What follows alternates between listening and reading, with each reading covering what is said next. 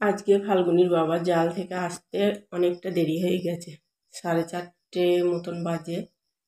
তো এখন খেয়ে দিয়ে একটু আমি মালা গাঁথছিলাম, দিয়ে এসে একটু বসলো। একটুখানি পরে বেরিয়ে যাবে, ওই হাটের দিকে যাবে।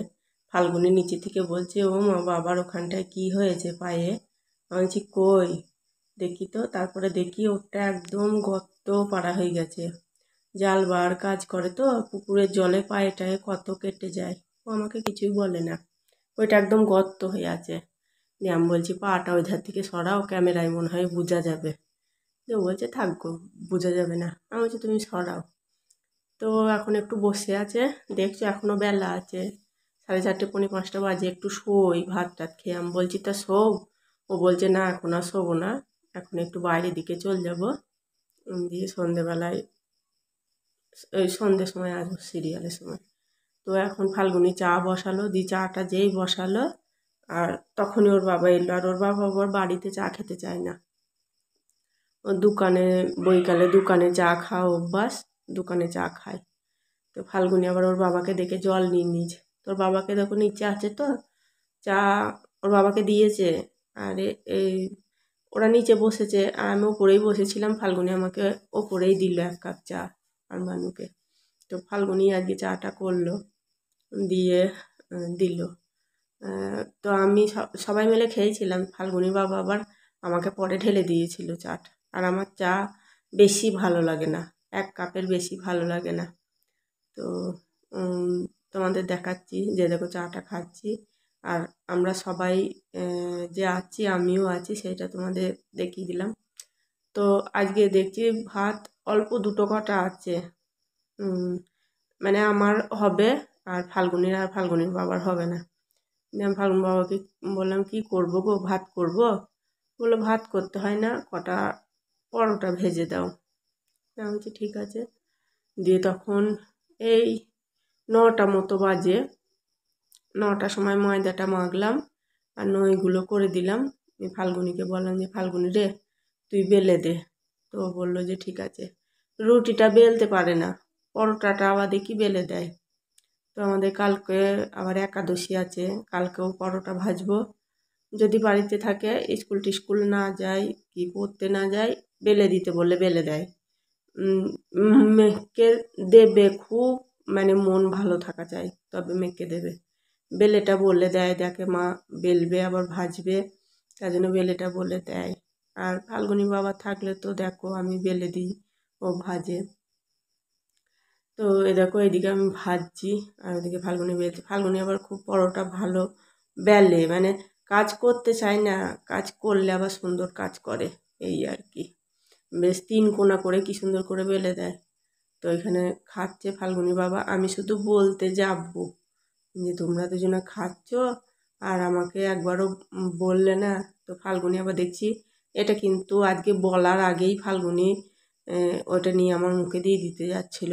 কিন্তু সন্ধেবেলা ফাল্গুনি বাবা বেগনি এনেছিল, একটুখানি আমি মুখে দিয়েছিলাম, যেই আমার একটুখানি মুখে দিয়েছিলাম আর গ্যাস হয়ে গেছে।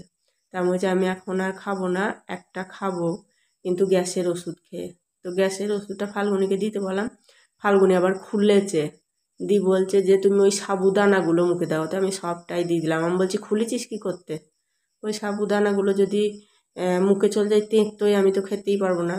আর আমি এবারে এমনিতে যদি আমার কিছু হয়েছে, আমি একটু আতুষি আছি। ফাল্গুনির বাবা খুব সহ্যকারী আর আমি বেশি সহ্য করতে পারি না।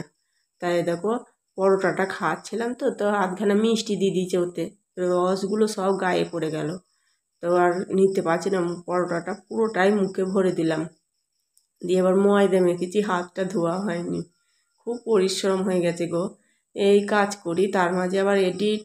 এই ভিডিওটা আমার, মানে যখন আমি শুয়ে পড়ার আগে এডিট করেছি, ইয়ে করে খাওয়ার আগে, তবে শুয়েছিলাম। দিয়ে খুব পরিশ্রম হয়ে গেছে। দিয়ে ফাল্গুন বাবাকে বলছি থালাটা দাও, আমি এইখানেই একটু হাত ধুই। বলছি একবার দিলাম, দিলে না, তখন ধুলে না, আবার এখন বলছো দিতে। দিয়ে আমি বলছি যে দাও না একবার।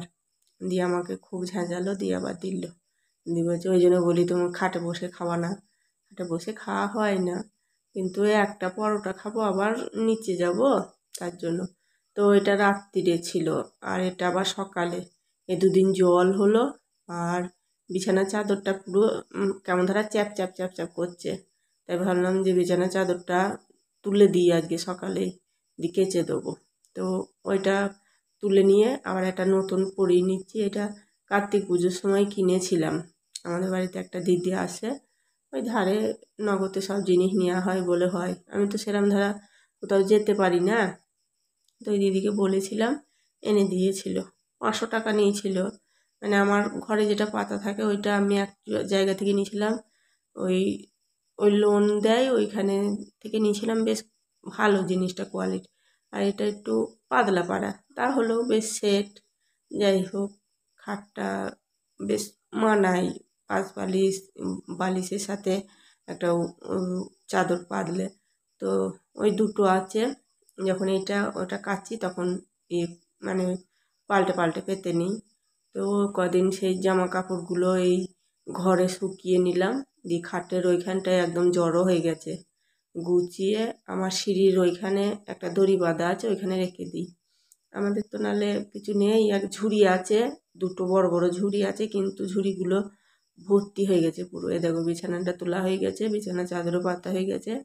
তো এই কটা ওই সিঁড়ির ওইখান দিয়ে আমার মা দড়ি বেঁধে দিয়ে গেছে। না, এইখানটা আমি জায়গা করে নিয়েছিলাম যাতে মেলবো টেলবো বলে, যখন আমার ওই ওয়ারিং করেছিল তখন আমি ওই সব জায়গাগুলো করে নিয়েছিলাম। তো ওইখানে জামা কাপড়গুলো আমি গুছিয়ে রেখে দিই, তাহলে সুবিধা হয়। আর ওই বড় বড় ঝুড়ি আছে, ঝুড়িতে রাখলে না ফাল্গুনি জামা কাপড় খুঁজেই পায় না, আর ওইখানে থাকলে তাও চোখের সামনেও দেখতে পায়। তো ওইগুলো মানে চান টান করা হয়ে গেছে, কেচেও দিয়েছি, দিয়ে ছাদে মেলে দিই গা। আর আজকে এই সব অনেক কিছু তোমাদের সাথে শেয়ার করেছি, ওই জন্য রান্নার দিকটা সেরমভাবে আজকে শেয়ার করিনি। তো এখানে ফাল্গুনির বাবার একটা গেঞ্জি আছে, আমি ওই রোজটা কেচে দিই বলে তাও একটু কম হয়। আর আমার তো সেরকম কিছু হয় না, হয় একটা কাপড় সায়া ব্লাউজ, নয় একটা নাইটি, এরম হয়। তো দুটো বালিশের ওয়ার, একটা পাঁচ বালিশের ওয়ার, আর বিছানার চাদর। তো আমাদের ওইখানে দড়ি বাঁধা আছে, সে দড়িটা ঝুলে গিয়েছিলো, ওইদিকে গিয়ে আবার একটু ঠিক করে দিয়ে আসলাম। আর এদিকে চাদরটা মেলে দিচ্ছি। সন্ধে আগে মানে ভয়েস ওভার আমরা তো পরে দিই, সন্ধেবেলায় গিয়ে তুলে নিয়ে এসেছিলাম। তো চলো তোমাদের সাথে সামনে সামনে একটু কথা বলি, শুনে নাও। এতটুকু সব হয়ে গেছে, বাসন মেজেছি, ঘর মুছেছি। তোমাদের যতটা শেয়ার করতে পেরেছি তার মাঝেও অনেক কাজ থাকে যেগুলো মাঝে সাঝে শেয়ার করা যায় না।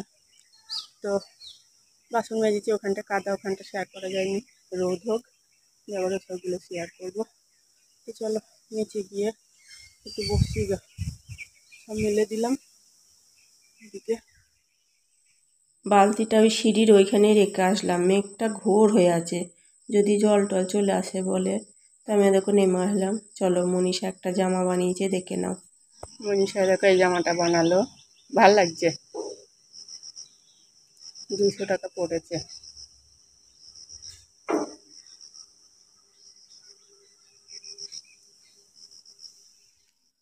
তো পুজোটা দিয়ে নিই। আজকে ফাল্গুনির ওই যেটা পড়তে যাই, কোচিনে যে পড়াটা পড়তে যাই, আজকে শুক্রবারে হলো, ওর সকালে থেকে পড়া থাকে। তো পড়তে গেছে, এখনও কিন্তু বাড়ি আসেনি। আর যে কাজগুলো দেখলে এটা কিন্তু আমার রোজগার রুটিন, তার মধ্যে থেকে অনেক কিছু শেয়ার করিনি। সারাদিনটাই কাজ থাকে, সারাদিনই আমি কাজ করি। এরম ধারা মানুষ হলে কি হবে, আমি কোনো সময় বসে থাকি না, যেইটুকুনি বসে থাকবো সেইটুকুনি আবার আমি বেলের মালা করি। ফাল্গুনি 3খানা 4খানা মাইনে দিতে হয়, তো পেরে ওঠে না ওর বাবা। তো আমি আর আমার হাতেই যেখানে সংসার, আমি আর কাকে বলবো, কার ওপরে রাগ করবো। তো এই দেখো আমার পুজো দেওয়া হয়ে গেছে, এটা আমার শ্বশুর বাবা, ওইটা আমার বাবা, সবাই ঠাকুরের চরণে যেন স্থান পায়। দেখো আমার কৃষ্ণ ঠাকুর ফাল্গুনি বেড়াতে গিয়েছিল, দিয়ে ওটা কিনে এনেছে, আমি আবার একটু ফুল জল দিই। আজকে রান্না হবে সোয়াবিন আর পটল ভাজা। তো এ দেখো, যেই আলুটা কাটলাম তো, আর দেখছি কি পচা, তারপরে একটা কাটলাম, দুটো কেটে দেখছি আরও ওরম পচা দিয়ে ওই সরু সরু করে কুচু কুচু করে ওই ছোলারে দিয়ে ছুলে নিয়ে আমি ওটা সব ইয়ে করে দিলাম, পেঁয়াজ মিয়াজ দিয়ে প্রতিমাকে বললাম যে দে তো একটু ভেজে দিয়ে আবার ভেজে দিল। তো তা করতে করতে অনেকক্ষণ পরে ফাল্গুনী বাবা এসছে, এ দুদিন আসতেও দেরি হয়ে যাচ্ছে। তো চলো আজকেকার মতো এইখানেই থাকলো, ভালো থেকো, সুস্থ থাকো।